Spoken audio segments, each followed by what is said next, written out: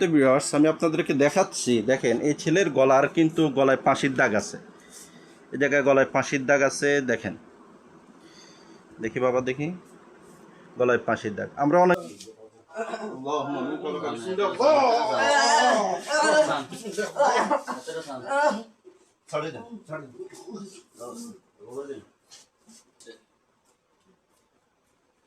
আল্লাহু আকবার, আল্লাহু আকবার, উঠো,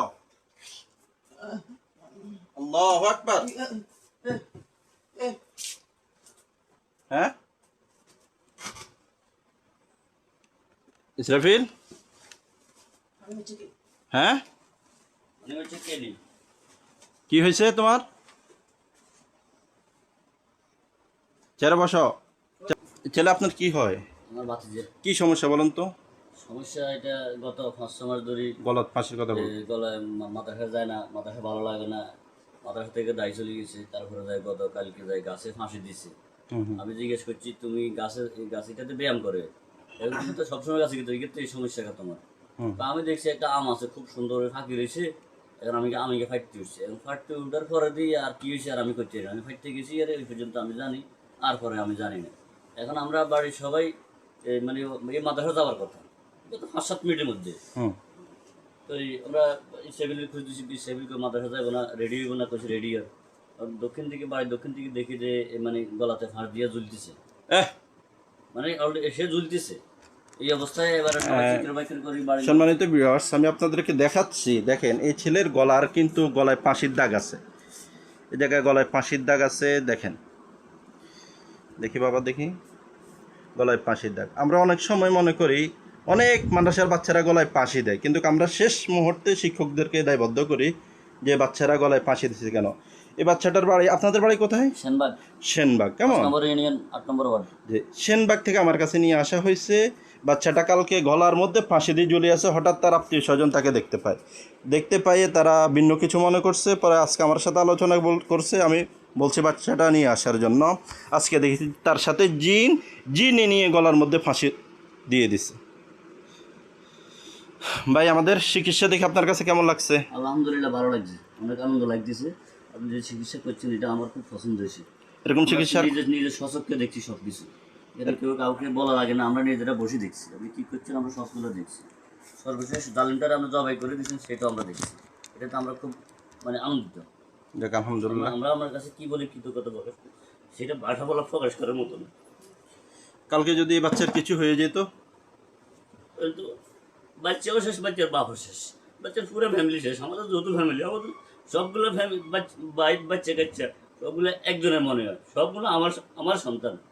7-8 জন সন্তান আমার বাইরে বিদেশে থাকে, সবগুলো আমি দেখাশোনা করি, মাদ্রাসায় নিই, ডাক্তারের কাছে নিই, যা কিছু করি সব কিছু আমি করি।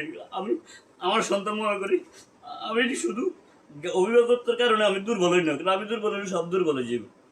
আমি এই জন্য শক্ত আসছিলাম, আমার ভিতরটা কিন্তু অন্যরকম হয়ে গেছিল।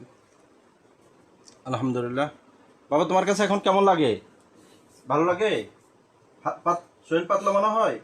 আমাদেরকে একটা কেরাত শোনাও তো, একটা কেরাত শোনাও।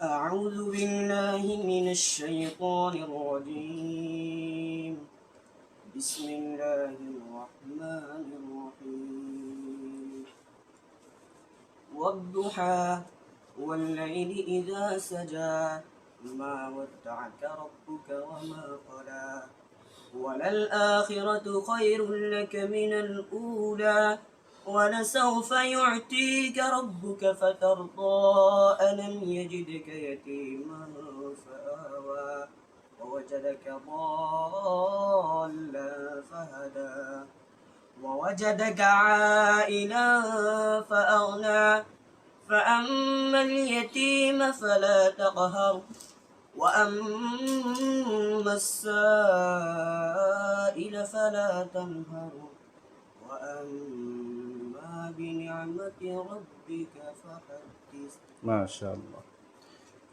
সাইফুল ভাই আপনার কি হয় ছেলেটা? এটা আমার ভাগিনা। বলেন আমাদের চিকিৎসা আপনার কাছে কেমন লাগছে? আলহামদুলিল্লাহ খুব ভালো লাগতেছে। আপনার ভাগিনাকে সুস্থ দেখে এখন আলহামদুলিল্লাহ আমার মনে থেকে আমি খুশি হয়েছি। যে অ্যাক্সিডেন্ট হয়েছে আজকে তো পুরা বাড়িতে থমথমা হয়ে যেত, কান্নাকাটির রোল। আজকে যদি ফাঁসিটা পড়ে যেত, কিন্তু দাগ তো পড়ে গেছে। তা আমাদের যারা দেখবে আমাদেরকে, তাদের উদ্দেশ্যে কিছু বলেন, যাদের বাচ্চা এইভাবে পাগলামি করে। না, আমি নিজে দেখতেছি এখন সরাসরি যে আপনি খুব মানুষের উপকার করতেছে। এগুলো দেখতেছি আমরা চোখের সামনে, আমরা সব চিকিৎসা কমপ্লিট চিকিৎসা দেখছি। দেখতেছি আমরা যারা এই ধরনের ভুক্তভোগী হইবেন তাদের কাছে আমরা এটা আশাবাদী যে মাদ্রাসায় কোনো ছেলে ফেলে যদি এরকম সমস্যা দেখা দেয়, প্রয়োজনে এখানে যে নাম্বার দেওয়া থাকবে বা আমাদের যারা দেখতেছেন, যারা আমাদেরকে চিনেন, যোগাযোগ করবেন, আমরা নিয়ে আসবো, সহযোগিতা করবো। একটা বাচ্চা লালন পালন করতে হাফিজ মানে অনেক পরিজন, হাফিজ শুধু দুনিয়ার জন্য না, আখিরাতের জন্য। সকল গার্জেন, সকল ময়মুরবি, সকলের জন্য কাজে আসবে এরা। আমাদের জীবিত থাকতে আসবে, আমাদের মৃত্যুর পরেও আসবে। তো এটা যদি শেষ, এই যে আমার বাতিজার শেষ কমপ্লিট, শেষ গত রমজানের তারাবির নামাজ পড়াইছে, মনে করেন সে কমপ্লিট হাফেজ, আমরা সম্পূর্ণ করছি। এখন একটু বাংলা পড়বো, নাহলে কিতাব পড়বো। তো এই অবস্থা যদি এটা শেষ হয়ে যেত, তাহলে আমাদের সকল স্বপ্ন সব কিছু শেষ। শুধু আমাদের না, যাদের এরকম তারা যার হবে সেই বুঝবে। তো আমি এটা সবার কাছে আশাবাদ ব্যক্ত করি, যদি এ ধরনের সমস্যা হয় আমরা অতি সত্ত্বর খুব জরুরি ভিত্তিতে আলেমুল আমাদের সাথে, বা আমাদের এখানে যিনি আজ চিকিৎসা করছে ওনার নাম্বার ওনার ইয়েতে দেওয়া থাকবে আশা করি, বা আমরা আমাদের সাথে যোগাযোগ করলে আমরাও দেব। প্রাথমিকভাবে আমি এটা জোর গলায় বলি যে ওনার সাথে একটু যোগাযোগ করবেন, অনেক ভালো হবে। আমরা কোনো তাবিজ তোমার দিই না, তাবিজ তোমার ব্যবহারও করি না। তাবিজ তোমার বিহীন জিন জাদু চিকিৎসা।